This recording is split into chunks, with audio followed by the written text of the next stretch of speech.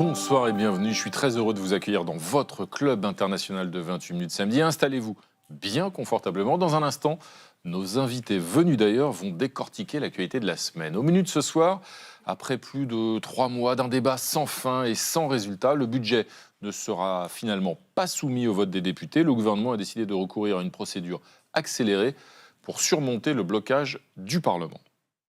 On a ces tentatives de sabotage interne en permanence et vous agissez, mesdames et messieurs les députés, tels des tireurs couchés en tirant dans le dos de l'exécutif au moment même où nous devons affronter justement des dérèglements internationaux. Mais la France a-t-elle vraiment besoin d'un budget? Après tout, l'Espagne s'en passe bien depuis 3 ans. Moins de dépenses et moins d'impôts. Est-ce que ce serait vraiment si grave pour la croissance et l'économie? On en débattra. Puis, notre invité du samedi nous emmènera au théâtre. Aïda Asgarzadeh signe une pièce émouvante, Le dernier cèdre du Liban. L'histoire d'une jeune fille qui découvre la vie de sa mère, reporter de guerre, qu'elle n'a pas connue, une affaire de mémoire, de transmission et de filiation. Et en fin d'émission, nous retrouverons l'éblouissante Natacha Triou. Salut Natacha. Salut Renaud. C'est quoi le menu ce soir? On va en voir de toutes les couleurs, car dans nos placards ou nos environnements urbains, où sont passées les couleurs vives et qu'est-ce que ça dit de notre époque?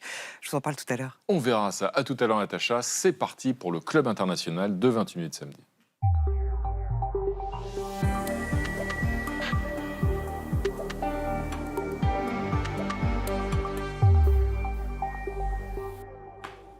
Valérie Brochard. C'est moi. Ça va Valérie? Mais ça va et vous? Je suis tellement content de vous retrouver. Pareil. C'est vrai, à chaque fois ça me fait Comme pareil. tous les C'est vrai, samedis. c'est vrai. Et vous aussi Jean-Mathieu. J'en suis ravi. Bienvenue à Très vous, émouvant. les amis. Ravi de vous retrouver. Et voici nos invités de ce soir que nous sommes ravis d'accueillir bien sûr. Guil Mehaili. Bonsoir Guil. Bonsoir, également ému. C'est vrai, ça se voit. Caché, voilà. Réfrénez votre émotion. Vous êtes historien et je rappelle directeur des publications des revues Conflits et Causeurs. À vos côtés, Juan José Dorado. Bonsoir, Juan José, correspondant espagnol à Paris. Vous collaborez notamment au groupe de presse La Région. Ben voilà, vous améliorez votre espagnol petit à petit. Ça vient. Pendant toutes les fêtes. Et à propos de fêtes, c'est Aïché Goul-Siart que j'aperçois. Salut Aïché Goul. Bonsoir Renaud Dely. Bienvenue à vous Aïché Goul, journaliste turco-américaine, professeure à l'école de journalisme de Sciences Po. Et au pupitre, notre ami Patrick Chapat. Salut Patrick. Salut Renaud. Bienvenue Patrick, vous êtes évidemment dessinateur de presse, président de la fondation Freedom Cartoonist.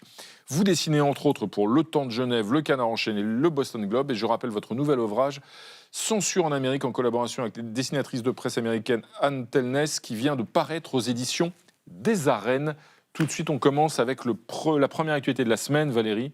C'est la phase 2 du plan de paix qui est enclenché à Gaza. Oui, Renaud, et qui contient la démilitarisation du Hamas, un gouvernement technocratique et une supervision américaine avec un conseil de la paix présidé par Donald Trump en personne. Et depuis la bande de Gaza, le Hamas affirme se retirer de la scène. نعم نحن متفائلون من أن اللجنة المستقلة التكنوقراط ستواصل وتقوم بعملها على أكمل وجه هنا في قطاع غزة من جانبنا على الشكل العملي سنسهل عملية التسليم وإنجاح عمل هذه اللجنة بما يخدم مصلحة شعبنا الفلسطيني وتطبيقا لما أعلناه بأن حماس لن تكون في ترتيبات اليوم التالي في إدارة قطاع غزة. Guil Mehaili, est-ce qu'on peut faire confiance au Hamas et concrètement, comment ce retrait de la scène peut-il s'opérer? Absolument pas. Je pense que le modèle du Hamas, c'est à peu près le modèle du Liban avec le Hezbollah pendant très longtemps. C'est-à-dire que le Hezbollah a dit nous n'avons pas de problème avec un gouvernement libanais, etc. Aussi longtemps que c'est nous qui, derrière et dans les coulisses, dictons quelle est la vraie politique. S'il y a une guerre en Syrie et on décide de participer, on ne passe pas par le gouvernement, on utilise notre propre milice. Si on a envie d'avoir la main sur les gens qui entrent, qui sortent du Liban, on s'installe dans l'aéroport, dans les ports, etc. Et donc, ce que le Hamas souhaite faire, c'est faire la même chose, avoir un gouvernement de façade que tout le monde va célébrer, qui vont se balader dans le monde, etc. Et que derrière, c'est le Hamas ou les gens auxquels le Hamas fait confiance qui gèrent concrètement les choses. Et pourtant, Aïché Goul-Siart, Donald Trump l'affirme sur son propre réseau social. Il écrit « La démilitarisation sera globale, toutes les armes seront rendues, tous les tunnels seront vides ». C'est faux? Sur la phase 2, le problème, c'est qu'on ne peut pas faire confiance ni au Hamas, je suis d'accord, mais ni au gouvernement de Netanyahou. et ni au gouvernement américain qui est en réalité le leader de ce plan de paix. Pourquoi ? Parce que je trouve que le plan de paix que M. Trump, avec Steve Witkoff et Jared Kushner, ses émissaires de la région, pour eux, c'est plutôt, au lieu de que ce soit un plan de paix, c'est plutôt un plan immobilier pour l'enclave de Gaza. On voit aussi qu'ils n'ont pas, par exemple, délaissé le Project Sunrise, le projet de l'OP qu'ils avaient de rendre un petit peu, malheureusement, l'enclave qui est à 80% de ruines aujourd'hui de Gaza, un Saint-Tropez. Justement, avec cet argument extrêmement, cette vision extrêmement cynique, très mercantile qu'est celle de Donald Trump, il a intérêt à ce qu'il appelle justement, s'il veut faire du business selon sa vision du monde à lui. Il a intérêt, je pense que c'est la seule raison pour laquelle il n'a pas encore délaissé son attention de cette histoire. Mais ce qui était très intéressant cette semaine, c'est que autant je pense qu'on ne peut pas faire confiance absolument au fait que le Hamas va être démilitarisé, autant Steve Witkoff, cette semaine, je crois que c'était mercredi, quand il a parlé de cette phase 2 et de ce que ça devrait avoir, il a omis de dire que l'armée israélienne devrait se retirer de cette enclave également. Donc il y a beaucoup d'inconnus et de choses, de points qui ne sont pas respectés pour l'instant. Juan José Dorado, est-ce que ce plan, cette deuxième phase peut être mise en place justement à partir du moment où il y a toujours un otage ou son corps qui est du côté, qui est retenu aujourd'hui par le Hamas, hein, c'est Ran Givli, qui est un policier toujours retenu côté il n'a pas été rendu par le Hamas. Oui, ça paraît compliqué d'aller au bout de la deuxième phase parce qu'effectivement, c'est l'une des conditions qui a été imposée par Israël pour pouvoir vraiment se retirer de la bande de Gaza. Donc ça c'est assez compliqué. Mais je suis d'accord avec mes confrères.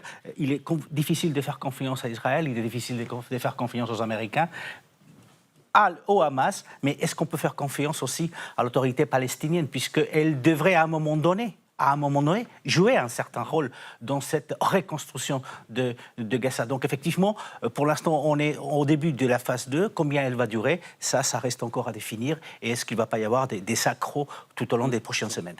Guy Maëly, et dans la suite de cette phase 2, en tout cas, il y a aussi l'idée d'une force de stabilisation avec un certain nombre de forces étrangères, internationales. Qui est prêt à participer ou pas ? Est-ce qu'on peut et quel serait le rôle de cette force éventuelle ? Est-ce que ce rôle peut être décisif, important, ou finalement, est-ce qu'elle serait simplement dans le décor sans avoir de conséquences concrètes, cette future force ? Ce sont d'excellentes questions que tout le monde se pose et pour lesquelles on n'a pas encore des réponses. On ne sait pas exactement quelle est le feuille de route de cette force. Qu'est-ce qu'il pourra faire ? Est-ce qu'il pourra arrêter des gens ? Est-ce qu'ils peuvent servir comme force de police ? Dans quelles conditions ils peuvent utiliser leurs armes en feu ? On a vu, par exemple, pour reprendre l'exemple du Liban, que les forces des Nations Unies, la FINUL, a énormément du mal avec sa mission d'enforcer les décisions des Nations Unies qui étaient décidées en 2006 et démilitariser le sud du Liban. Il y avait beaucoup de mal. Et donc, à Gaza, ça va être encore plus difficile. Pour le moment, nous ne savons pas encore qui va contribuer des soldats à ces forces. Le seul pays qui a publiquement dit être volontaire, c'est la Turquie, et Israël a mis sa veto là-dessus. Tout ça fait partie des nombreuses inconnues que vous évoquiez à l'instant. Un dessin de Patrick Chapat. Oui, eh bien, la phase 1, jusqu'à présent, vue du terrain, ce vaste camping sauvage qu'est Gaza, ça a donné ça. Hein. Donc on se réjouit de voir le progrès avec la phase 2. Merci Patrick. Valérie, comme chaque samedi, vous nous entraînez chez un de nos chers voisins européens. Ce soir, on vous suit jusqu'en Moldavie. Qui pourrait se réfugier dans les bras de son voisin roumain pour échapper à la boulimie de Vladimir Poutine ? Et oui, Renaud, je vous emmène dans ce petit pays coincé entre l'Ukraine en guerre et la Roumanie, membre de l'Union européenne. Alors discrète sur la carte, avec ses 34 000 km² à peine, souvent réduite à ce rôle de zone tampon, la Moldavie s'est pourtant retrouvée au centre de l'attention cette semaine après cette phrase lâchée par sa présidente dans un podcast. If we have a referendum, I would vote for the unification with Romania. Alors l'idée n'est pas nouvelle, mais ne convainc toujours pas la population sur les 2,4 millions d'habitants que compte la Moldavie. 61,5% des citoyens rejettent toujours cette réunification. Interrogés dans les rues de la capitale, Chisinau, les Moldaves ne comprennent pas les bénéfices d'un tel rapprochement et s'en prennent directement à la présidente du pays. Если у нашего президента не получается руководить независимым государством, то здесь просто уже проблема в самой власти. Кто ею управляет, независимость – это не кнопка, на которую можно нажать и выключить ее из-за страха. Мы не просили президента устраивать ликвидацию государства, мы голосовали за того, кто будет защищать его. Et si les propos de la présidente passent mal, difficilement auprès des Moldaves, c'est parce que leur indépendance n'est pas un héritage tranquille, mais une conquête fragile, encore récente, encore disputée. La Moldavie contemporaine s'est construite par à-coups, au gré des empires et des traités. Unie à la Roumanie entre 1918 et 1940, elle a ensuite été annexée par l'Union soviétique avant de retrouver sa souveraineté seulement en 1991, après l'effondrement de l'URSS. 3 bascule historique en moins d'un siècle avec un même fil rouge, la tutelle de Moscou. Aujourd'hui encore, à l'est de la Moldavie, s'étale la Transnistrie qui abrite environ 1500 soldats russes stationnés là depuis 1992 pour contrôler cette région séparatiste qui demandait en 2014 son rattachement à la Russie. Bref, l'emprise du Kremlin n'a donc jamais vraiment cessé. Elle s'est même amplifiée depuis l'invasion de l'Ukraine, désinformation, achat de votes, financements occultes. Les autorités moldaves dénoncent des campagnes structurées destinées à fragiliser le processus démocratique dans toutes les élections. C'est pourquoi la phrase de Maia Sandu, l'idée de réunification avec la Roumanie, est peut-être plus subtile qu'il n'y paraît. Plus qu'un projet, il s'agit plutôt d'un signal stratégique. La présidente connaît les sondages, elle connaît son peuple et son histoire, mais avec cette phrase un peu provocatrice, elle s'adresse d'abord à Bruxelles. Looking at the polls, that there is not a majority of people today who would support the unification of Moldova with Romania, but there is a majority of people who support the EU integration, and this is what we are pursuing. Alors, Juan José Dorado, parler à Bruxelles, quitte à braquer sa propre population, est-ce que ça peut être efficace? Est-ce que ça peut faire avancer son dossier au niveau de l'Union européenne plus vite? Ça va certainement faire avancer le dossier. Il n'y a pas uniquement que sa déclaration, bien évidemment. Mais c'est vrai que la Moldavie, depuis un certain nombre, ces dernières années, depuis l'invasion de l'Ukraine par la Russie, fait un lobbying important auprès des différents pays de l'Union européenne.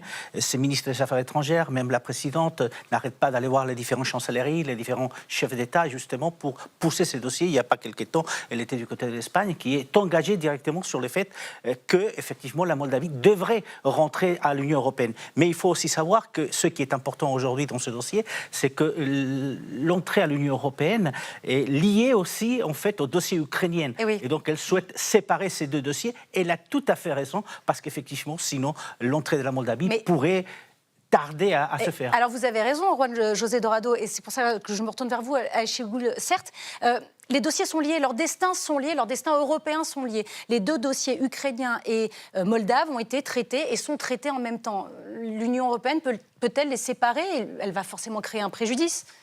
Ou bien ça peut être un peu une histoire à la turque, c'est-à-dire qu'ils vont faire attendre, et c'est le fait de peut-être un jour entrer dans l'Union européenne qui va faire qu'ils vont être protégés.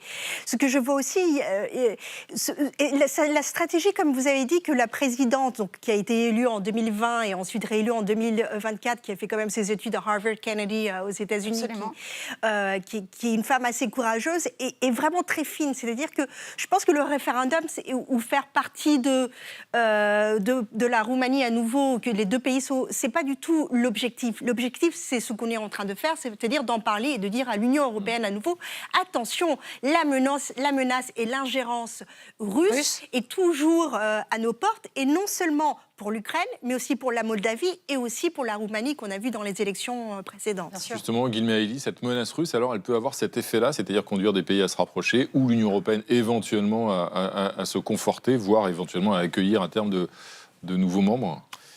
D'abord, je voudrais rappeler qu'en Roumanie, ils ne sont pas très chauds. Ben non, vous avez raison. L'opinion est coupée en deux. Donc, je tends vraiment à penser que c'est un jeu géopolitique, que c'est un signal pour Moscou, c'est un signal pour Bruxelles, que c'est pas un projet concret, et que rien ne va être résolu avant qu'il y ait une solution pour la question de l'Ukraine. Un signal pour Moscou, disiez-vous, justement, des nouvelles de Moscou avec notre ami Patrick Chapat. Des nouvelles de Moscou, mais ils ne sont pas très chauds à Moscou. Franchement, cette histoire de réunification, c'est une drôle d'idée, franchement. Une annexion volontaire. En effet. Merci Patrick. C'est maintenant l'heure de retrouver notre ami Olivier Boucreux au bureau du personnel.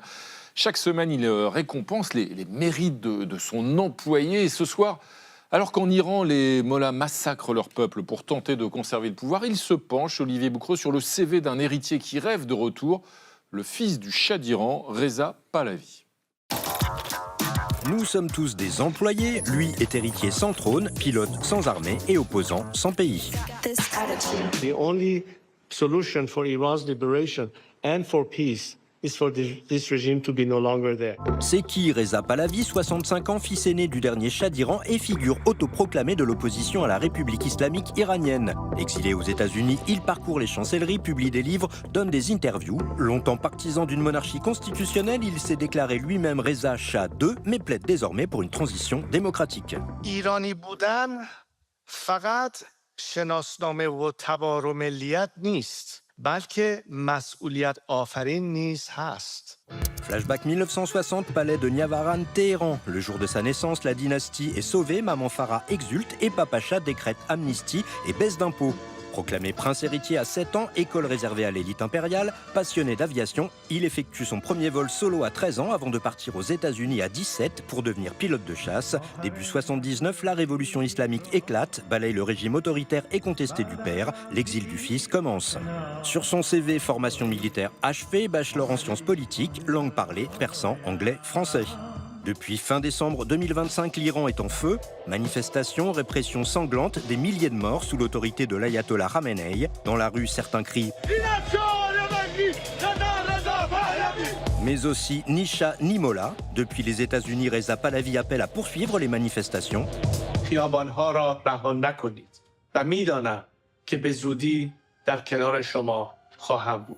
Déjà en 2023, lors du mouvement Femmes, Vie, Liberté, il avait tenté de fédérer l'opposition iranienne en exil.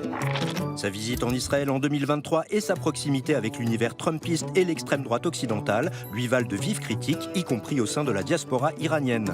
Sans jamais l'adouber officiellement, Donald Trump le traite de chic type, lui offre une caisse de résonance mondiale et relaie le slogan « Make Iran Great Again ». Et finalement, pourquoi lui? Parce qu'un chat vaut peut-être mieux que 2 Tuloras et un ayatollah.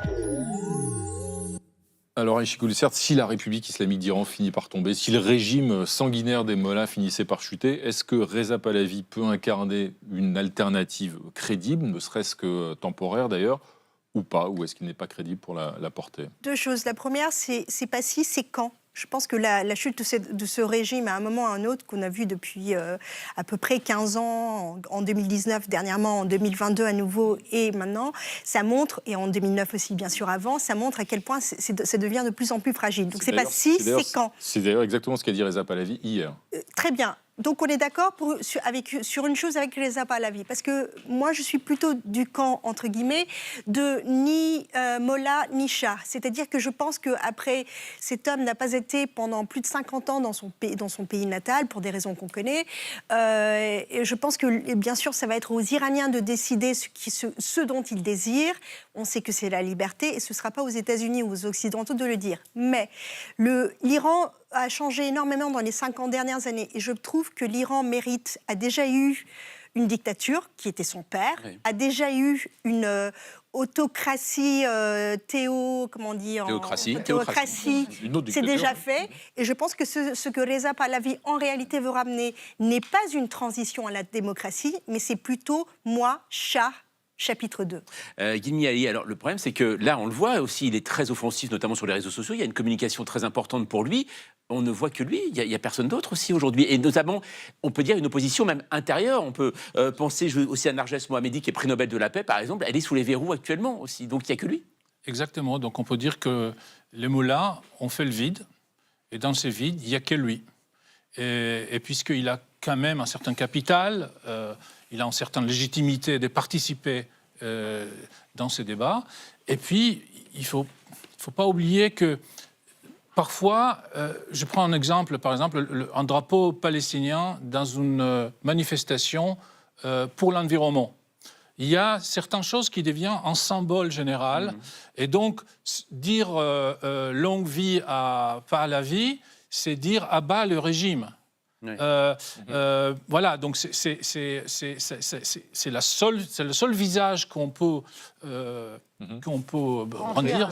Oui, et c'est le seul nom qu'on peut scander. Et en plus, c'est quelque chose qui énerve énormément la génération des parents et des grands-parents. Ouais. C'est comme parler de l'occupation en France dans les années 60. Si c'est ni chat ni Mola, quelle alternative? On parlait de réformistes dans le régime, Rouhani, etc. Mais est-ce qu'eux-mêmes ont disparu ou eux-mêmes incarnent trop le régime, d'ailleurs, des Mollahs, pour pouvoir pour pouvoir porter une vraie alternative démocratique?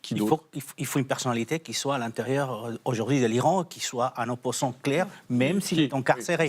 C'est le mouton à 5 pattes que vous évoquez. Oui, effectivement. Ouais. Mais ça ne vous échappe soit pas morts, soit en prison. Que d'autres pays ont vécu ça. L'Espagne, il y a 50 ans, le dictateur Franco a nommé un roi en tant que successeur. Justement. Mais lui, il était à l'intérieur du pays, il a eu le temps de connaître c'est lui qui a assuré la transition démocratique. Et c'est lui qui a assuré une transition démocratique parce qu'il était en contact avec l'opposition. Il a amené la démocratie, ce que le futur chat peut-être, ne le ferait jamais. Donc il faut quelqu'un de l'intérieur, même si aujourd'hui ce quelqu'un est difficile à trouver ou est en prison. Un dessin de Patrick Chapat. Alors à chaque mouvement, ses symboles, ses visages, ses slogans.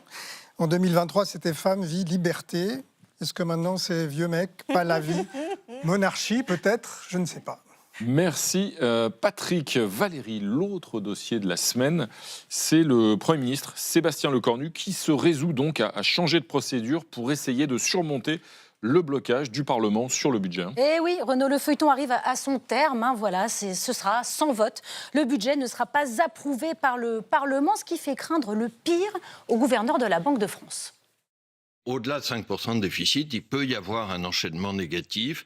L'Europe qui reprend des procédures de sanctions contre la France parce que nous n'aurions pas tenu les engagements que nous avions pris, des agences de notation qui nous dégradent à nouveau. Avec un déficit supérieur à 5%, la France se mettrait dans la zone rouge, dans la zone de danger. Guy Miaili, comment vous comprenez ces propos? C'est un peu exagéré ou c'est exactement ce qui va se passer? C'est ce que vous pressentez? Alors, d'abord, il y a quelques jours, la France a placé sa dette et ça s'est très bien passé, en prix convenable. Donc, il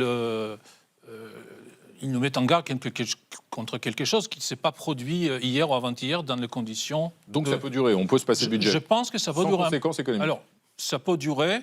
Je pense que pour le marché, c'est mieux qu'un gouvernement possible. C'est-à-dire un gouvernement possible, ça va être encore pire pour les marchés, pour les MEDEF. Il y aura plus... Donc, pour les acteurs économiques et pour les créanciers de la France, ce qui se passe maintenant, c'est le moindre mal. C'est mal, mais c'est le moindre mal. D'accord. Les problèmes, c'est que ça s'est traduit pas seulement en crise politique, mais en crise des régimes. C'est ça le problème qu'il faut résoudre. Alors un problème qui se pose peut-être un peu moins en Espagne, parce que la Constitution chez vous prévoit que si aucun texte n'est approuvé avant le 1er janvier de l'année suivante, le budget précédent est automatiquement renouvelé. Et puis alors c'est le cas depuis 2023, c'est-à-dire que le gouvernement ne présente même plus de budget parce qu'il sait qu'il n'y a pas de majorité pour l'adopter. Et ça se passe très bien comme ça. Donc ça vous fait doucement rigoler ce qui se passe en France? Oui, ça nous fait rigoler, mais en quelque sorte, il faut avoir un budget. Alors, le cas espagnol est très paradoxal. Parce on n'en avait pas. Nous n'avons pas. On a eu un budget qui a été voté en 2022, en 2023, et depuis, on n'a pas de budget parce que le gouvernement n'a pas présenté des budgets parce qu'il était sûr de ne pas pouvoir le faire passer. Et donc, gouvernement qui tomberait. Comment ça se passe alors? Il est reconduit automatiquement, le budget de 2022? Il est reconduit automatiquement. La seule chose, c'est qu'il est reconduit avec les conditions de 2022, quand il a été voté. Donc, vous avez des problèmes d'investissement. Donc, investir, c'est très compliqué. Vous ne pouvez pas... Vous savez, en Espagne, on a inventé ce qu'on appelait l'ingénierie budgétaire, parce qu'il faut trouver les astuces pour passer l'argent d'un côté à un autre ministère, et c'est très, très compliqué. Mais vous regardez l'Espagne, vous vous dites... Ça va bien. Et ça va en Espagne. 2,8 de 9.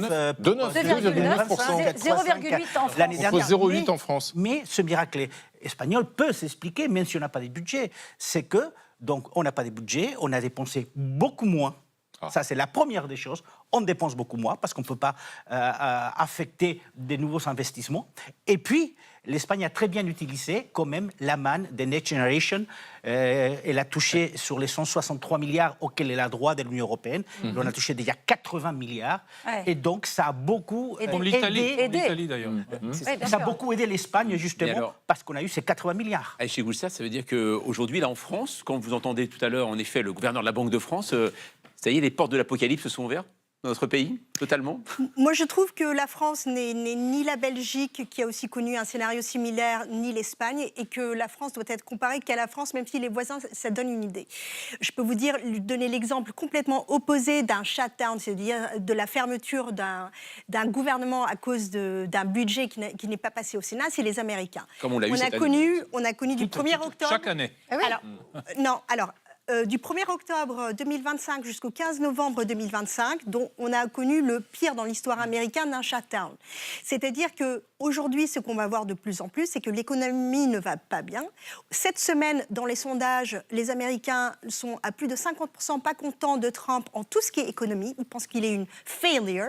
Et qu'en réalité, ça veut dire que le fait qu'il n'y ait pas eu un budget pendant 45 jours a fait que l'économie, l'inflation va de pire en pire et que le unemployment, par exemple, Verizon et Amazon ont viré énormément de personnes. Et chômage. Premièrement. Deuxièmement, juste ça.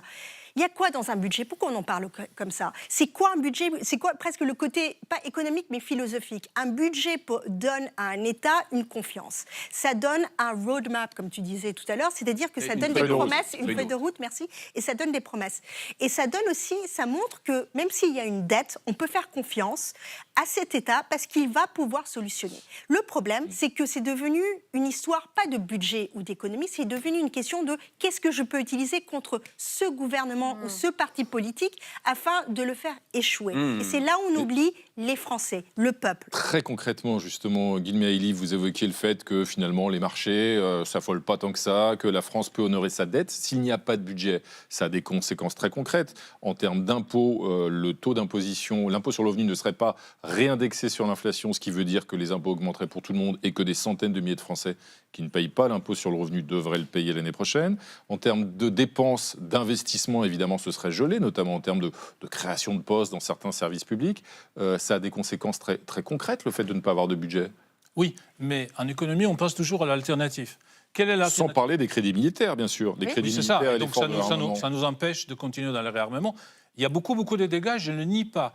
Mais un opérateur, un acteur économique, il raisonne en termes d'alternatives. Il dit, si ce n'est pas ces gouvernements-là, si ce n'est pas cette façon-là de gérer la bourse de la France, donc l'argent de Français, ce sera quoi? C'est soit gouvernement avec Bardella, avec quoi on va revenir à une retraite à 60 ans, ou est-ce qu'on va aller vers Mélenchon avec tout ce que cela implique? Mais donc il vaut mieux un budget tout de suite. Et donc ils disent, voilà nos trois options. En fait, ce qu'on a aujourd'hui, c'est le moindre mal. Vous évoquiez les marchés. Justement, Patrick Chapat va nous donner des nouvelles de la bourse. Ah non, c'est l'Assemblée. Ah, autant pour moi. Ah oui, c'est l'Assemblée. Ah non, parce que ce qui est marrant, c'est que... J'avais cru voir la bourse. quand le passage en force... C'est le même architecte. C'est ça, hein. Quand le passage en force devient ce que tout le monde appelle de ses voeux, c'est quand même... C'est dire l'état du pays quand le bouton nucléaire devient l'option la plus raisonnable. En effet, merci Patrick. C'est maintenant à vous, Jean-Mathieu. Cette semaine, vous avez encore, comme chaque semaine, regardé la télé des autres, en l'occurrence la télé sud-coréenne, qui célèbre un rapprochement en musique. Et oui, j'ai regardé la télé sud-coréenne où j'ai découvert une diplomatie assez originale, en fait, parce que quand deux chefs de gouvernement se rencontrent, ils font quoi? Alors, on fait des discours, des inaugurations, en fait, pas du tout. Pas du tout, ils jouent de la batterie.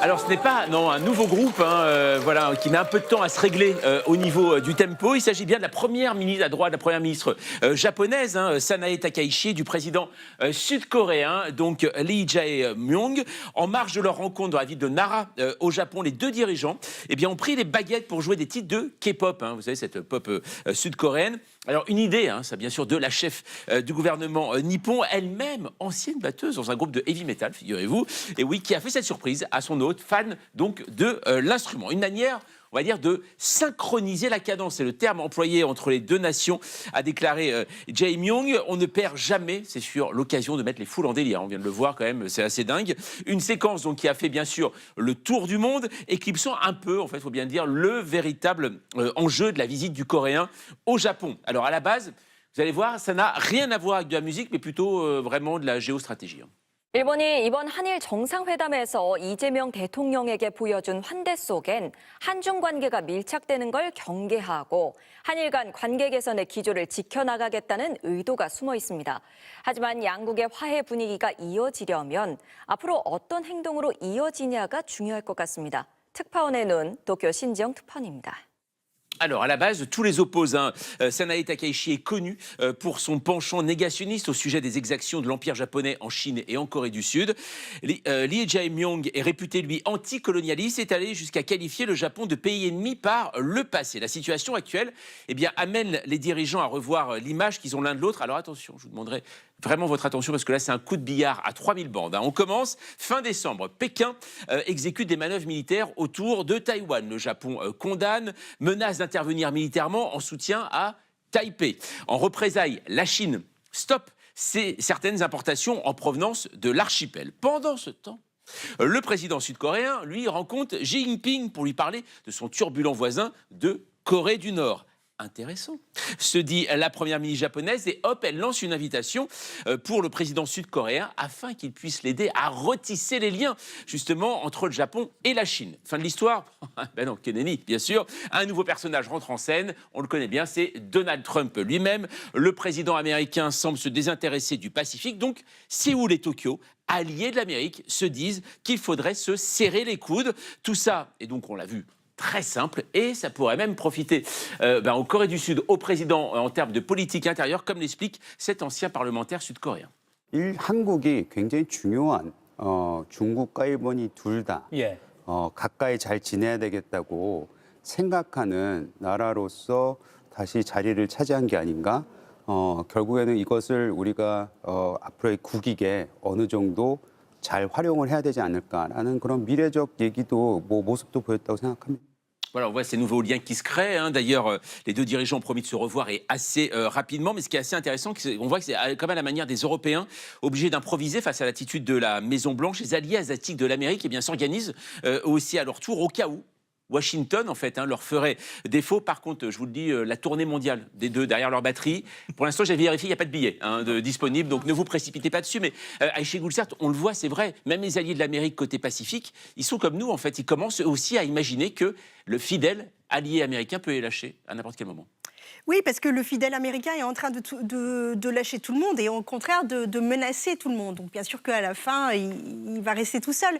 Mais c'est très intéressant aussi, votre chronique a été excellente parce que ça montre à quel point l'art ou même la musique peut être politique. C'est-à-dire que même si les artistes en général clament être apolitiques, ce n'est pas le cas. Moi, ça me fait beaucoup penser parce qu'il y a avec les groupes de K-pop qui ont commencé à être boycottés, qui sont sud-coréens, mais qui commençaient à être créés en Chine ou bien au Japon, mais donc avec des boycotts. Ça me rappelait un petit peu il y a 20 ans quand les Américains étaient en train de boycotter les French fries en un oui, bien sûr, les frites françaises. Et donc, ça montre qu'on peut boycotter... À cause du non à la guerre en Irak. Voilà, tout à fait. Donc, ça montre à quel point que parfois on boycotte la musique et parfois on boycotte d'autres choses, mais c'est toujours la politique qui est le plat au milieu. Un dessin de Patrick Chapat. Oui, alors comment on accorde le tempo de la K-pop coréenne avec le hard rock japonais, je me demande, il faut un bon coup de gong chinois. Et d'ailleurs, il vaut mieux qu'ils se mettent à faire des enfants, parce que sinon, il n'y en a plus dans 20 ans. Merci Patrick. Il est temps maintenant d'accueillir notre invitée du samedi. Aïda Asgharzadeh est une comédienne et autrice dont les parents ont fui l'Iran des mollahs. Dans ses pièces, elle aime mêler la grande histoire, celle des États et des conflits, avec l'histoire plus intime des trajectoires personnelles et familiales. Bonsoir, bienvenue à vous. Après les poupées persanes qui avaient été récompensées par 2 Molières notamment, vous renouvelez cet exercice avec Le Dernier Cèdre du Liban. Cette pièce, c'est l'histoire d'une jeune fille qui vit dans un centre éducatif fermé. et qui découvre la vie de sa mère qu'elle n'a pas connue en écoutant son récit sur des micro-cassettes qu'elle lui a léguées. Cette mère, c'est une reporter de guerre qui a notamment couvert la guerre civile au Liban. Et reporter des guerres, j'ai vu que c'était précisément un métier que vous auriez rêvé de faire. Pourquoi ? Ce qui me fascinait et ce qui me fascine toujours, c'est ce mélange entre quelque chose de très humain, de très altruiste, de très volontaire aussi, de vouloir partager l'information avec ceux qui ne l'ont pas, de secourir aussi des peuples opprimés, tout ça. Et également cette adrénaline constante qu'on doit ressentir en étant sur le terrain. Et qu'on voit évidemment parfaitement dans votre pièce, incarnée par ce personnage, cette mère donc, qui n'est plus, mais on la voit évidemment aussi au moment de la guerre au Liban, etc., et qui transmet ce récit à sa fille. Je vous propose tout de suite de regarder un extrait du dernier Cèdre du Liban qui se joue au Théâtre de l'Œuvre à Paris. Votre mère vous a légué un héritage plutôt particulier. Ça stylé de rien foutre. Allez, faut y aller maintenant, Eva. Putain, je sais pas pourquoi je suis tout le temps en colère, ça vous va? Alors je devrais te regarder en face. Je te promets de ne te dire que la vérité. Qu'elle te plaise ou non. Alors dans cette pièce, vous travaillez notamment, entre autres, la transmission, l'héritage, mais à travers le lien mère-fille. Pourquoi avoir choisi ce biais-là en particulier ? J'avais besoin en fait de lier quelque chose de l'ordre du professionnel à quelque chose de l'ordre de l'intime. Et on entre dans l'intimité d'abord d'Eva, de la jeune fille, puis finalement de celle d'Anna. Donc j'ai inversé presque mon système de recherche, parce que j'ai d'abord fait beaucoup de recherches sur les photoreporters, en lisant des témoignages, en voyant des documentaires, etc. Et au bout d'un moment, je me suis justement dit, je ne veux pas faire moi un documentaire, je veux raconter une histoire avec des émotions. Et moi, c'est quelque chose qui me touche énormément, qui me travaille énormément, les liens familiaux, le lien mère-fille. C'est un lien si fort et intouchable. Donc j'ai eu envie de passer par ce biais-là en me disant que c'était assez universel. Alors quand on voit justement votre héroïne qui écoute des récits de sa mère via des cassettes, en fait véritablement laissées par sa mère, en fait, ce qui est je trouve assez amusant, c'est d'utiliser justement la cassette. Pourquoi vous avez voulu utiliser justement la cassette, parce qu'aujourd'hui qui est un objet un peu désuet, on va dire. C'est vrai. Alors la partie d'Anna se passe quand même pendant la guerre du Liban, donc on est dans une autre époque, mais il s'avère que d'un côté, ça donnait quelque chose d'assez mystérieux pour Eva, de découvrir d'abord la voix de sa mère, sans aucune image. Elle n'a aucune image de sa mère, elle n'a jamais rien su sur elle, elle ne connaît pas la couleur de ses yeux, de ses cheveux. Et là, d'un coup, elle a une voix avec un souffle, des temps, un timbre, et je pense que ça la submerge, c'est quelque chose de très fort d'un coup. Et également... parce que je me suis dit que Anna, en tant que reporter, n'avait peut-être pas le temps de prendre des notes, mais qu'elle peut toujours avoir cet outil sur elle pour ne pas oublier pour elle-même son travail. Et donc ça devient son moyen d'être mère quelque part. Je suis fascinée par cette idée parce que vous êtes née à Paris, mais vous êtes hantée par le Moyen-Orient dans votre œuvre, quelles que soient les pièces de théâtre que vous avez mises en scène. Je sais que vous avez beaucoup voyagé dans la région. Qu'est-ce qui fait que ce Moyen-Orient ne vous quitte jamais, or vous êtes, entre guillemets, de cette terre? Je suis iranienne, hein. À 100%. Enfin, je veux dire, mes deux parents sont iraniens. C'est quelque chose que je ne peux pas détacher de moi ni oublier. Alors, c'est drôle parce que j'ai d'abord grandi en étant contre. J'ai eu du mal, petite, à accepter d'être iranienne parce que c'est vraiment une autre culture, c'est une autre manière de vivre au quotidien, même de rire. On a un décibel quand on parle qui est vraiment plus élevé qu'en France. Parce que quand je prends mon téléphone et que je parle avec mes parents, on se retourne tellement je parle fort. Donc voilà, c'est vraiment, faut s'adapter. Et puis petit à petit, parce que je parle persan, j'ai grandi avec la culture, on fête le Nouvel An, ça fait partie de moi. Et je pense aussi que écrire les poupées persanes, ça a été... quelque part, accepter et remercier ma part d'iranienneté. Oui, parce que vous êtes née en France, donc vous êtes française, mais vous êtes restée aussi, vous êtes franco-iranienne, évidemment, vous portez cette histoire. Mais vos parents, eux, ils avaient d'abord combattu le Shah, la politique du Shah, avant d'être menacés de mort par les Mollahs, par le régime des Mollahs, et donc par immigrer en France en 1982. Évidemment, comment est-ce que vous regardez aujourd'hui la situation dramatique que traverse l'Iran, la répression sanglante, les massacres qui ont eu lieu? On n'a pas le choix que d'avoir de l'espoir. Sinon, ça ne sert plus à rien de continuer quoi que ce soit. Oui, alors là, il est vrai que rire devient vraiment très, très compliqué au vu de l'information quotidienne. Mais bien sûr qu'on a cet espoir de pouvoir retourner un jour en Iran. Il y a beaucoup d'Iraniens qui ne peuvent pas du tout y retourner. Et vraiment, on prie, on espère. Il y a un énorme appel à l'aide internationale, une intervention internationale, quelque chose, en fait, pour sauver la population qui se fait massacrer. Ouais. Merci beaucoup, en tout cas, d'être venu nous parler de cette formidable pièce, Le Dernier Cèdre du Liban. Je le répète, c'est au Théâtre de l'Œuvre à Paris. Merci à vous d'être passé par le plateau du Club international de 28 minutes. Un dessin de Patrick Chapat. Mais oui, moi, il me parle, votre cèdre et votre quête des origines, parce que figurez-vous que ma mère était libanaise, donc je voulais dessiner votre cèdre. Et puis là, c'est moi, dans un ficus en pot, vous voyez, qui pose la question « Salut, je suis en quête de mes racines ». Merci Patrick pour cette sage leçon. Place maintenant à un autre philosophe, l'indispensable Benoît Forgeard. Dans Dérive des continents, ce grand sage et scientifique amateur s'inquiète des désordres du monde et pose la question « Et si la Terre cessait de tourner ?» Bonsoir Renaud. Et si pour avoir été trop souvent trahi, pour s'être lassé de nos exploits, notre planète disait stop ? Contrairement à ce qu'on croit, la Terre ne ralentit pas au moment des fêtes, elle poursuit sa folle rotation aux alentours des 1500 km/h et nous, naïfs, qui nous croyons autonomes, nous suivons le mouvement. Je l'ai lu, si la Terre s'arrêtait de tourner d'un coup comme un bus pile au feu rouge, nous serions instantanément éjectés de là où nous sommes. Les tranquilles assis chez eux iraient s'emplâtrer sur le mur le plus proche, quand les joyeux du dehors seraient expulsés plein est, parallèlement au sol, à la vitesse d'un avion de ligne. Le ramasseur de palourdes sur la plage des Sables d'Olonne giclerait vitesse grand V son seau à la main pour aller écorcher ses genoux sur les monts Oural. Cette démission brutale de notre astre, cet arrêt en pleine voie, mettrait une sacrée pagaille, notamment dans les conflits dont les soldats se retrouveraient téléportés sur un territoire qu'ils n'ont aucune raison ni d'envahir ni de défendre. Sans vouloir paniquer personne, c'est ma responsabilité, je crois, que de vous rappeler la puissance des éléments auxquels nous devons la chance de relancer chaque jour la roue du quotidien. Notre planète, qui n'a pas changé sa photo de profil depuis des millions d'années et que beaucoup croient morte depuis longtemps, notre planète est un bolide lancé pleine balle, capable de tout envoyer chier. Si elle décidait d'un coup, comme un gros chien qui s'ébroue, de nous foutre à la porte, elle ne ferait pas le tri.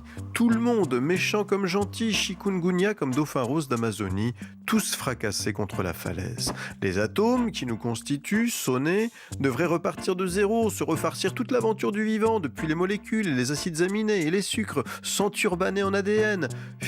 En aurait-il seulement le courage ?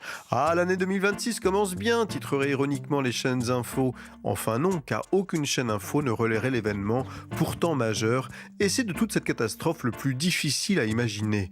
La breaking news, la vraie, n'aura droit à aucun bandeau.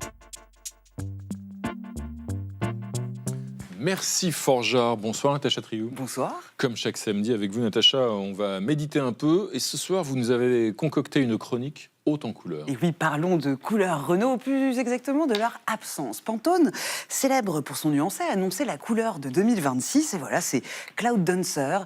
C'est un blanc écru et selon la marque, un blanc aérien et purifiant comme pour mieux respirer dans un monde qui suffoque. Alors depuis 1999, cette entreprise désigne la teinte qui est censée représenter l'esprit du temps.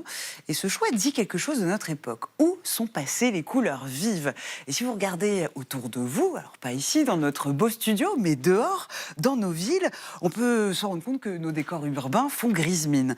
La foule, les voitures, les bâtiments, l'espace public est dominé par des teintes neutres. Selon une étude en 1952, 3 voitures sur 4 vendues étaient rouges, vertes ou bleues. Aujourd'hui, 3 sur 4 sont blanches, grises ou noires. Selon le journaliste Jean-Laurent Casselli, à notre époque, ce sont même les 30 génériques en opposition aux 30 glorieuses, flamboyantes, avec leur orange 60s et leur rouge disco. Et puis on peut même dire qu'aujourd'hui, on assiste à une sorte d'anesthésie chromatique. Certains parlent même de chromophobie. Et oui, la peur des couleurs. Une peur qui est très occidentale, c'est ce que rappelle Jean-Gabriel Causse, auteur des Couleurs invisibles. Les 2 tiers de l'humanité vivent encore dans un environnement très coloré. Mais attention, le blanc n'est jamais neutre. Historiquement, culturellement, politiquement, c'est une couleur chargée. L'historien Michel Pastoureau le montre dans son ouvrage Blanc, Histoire d'une couleur. Depuis le Moyen-Âge, c'est un signe de noblesse et de domination sociale. La lys, la fleur de lys, qui est un symbole de la royauté, la chemise blanche, les cols blancs, ce sont toujours des codes de distinction. Mais alors, que révèle cette omniprésence de tons neutres et de couleurs incolores, Natacha? Tout dépend. Pour Goethe, qui est un des pionniers de la psychologie des couleurs, avec le traité des couleurs en 1810, les teintes chaudes, jaune, orange, rouge, sont des forces actives, stimulantes. Les froides, elles, invitent à l'intériorité. Et le blanc, lui, pour Kandinsky, dans son ouvrage Du spirituel dans l'art, le blanc, c'est un silence qui n'est pas mort, mais plein de possibilités, comme une toile vierge avant la création. Alors cette purge chromatique ambiante était le signe d'une harmonie, au contraire de la morosité. Je vous laisse débattre. Mais en attendant, pendant que nos environnements se décolorent, Pinterest note une explosion des recherches pour le maquillage givré dans les tendances beauté 2026. Fard à paupières bleu, gloss pour les lèvres rose bonbon. C'est comme si, privé de couleurs dans l'espace public, les jeunes générations avaient décidé de voir la vie en rose et de ne pas broyer du blanc. Oh non, bon, merci Natacha. Un dernier dessin de notre ami Patrick Chapat. Alors, je ne vous ferai pas l'affront de vous dire que j'ai eu un blanc. Non, non, pas du tout, car à bien y regarder, j'ai sorti le Pantone, c'est un gris. C'est un léger gris, très sobre, mais après, les couleurs, on leur fait dire ce qu'on veut, parce que quand on est un peu gris, on n'est pas très sobre. C'est pas faux. Merci Patrick, merci à tous les amis. Lundi à 20h05, vous retrouvez l'indispensable Elisabeth Quint. On va se quitter en musique avec un clin d'œil à votre chronique. Natacha, vous évoquiez à l'instant la disparition progressive des couleurs dans notre environnement. Heureusement, il nous reste les yeux couleur mentalo d'Eddie Mitchell. Tchuss. Elle semblait bien dans sa peau, ses yeux couleur mentalo. Cherche du regard un spot, le dieu projecteur.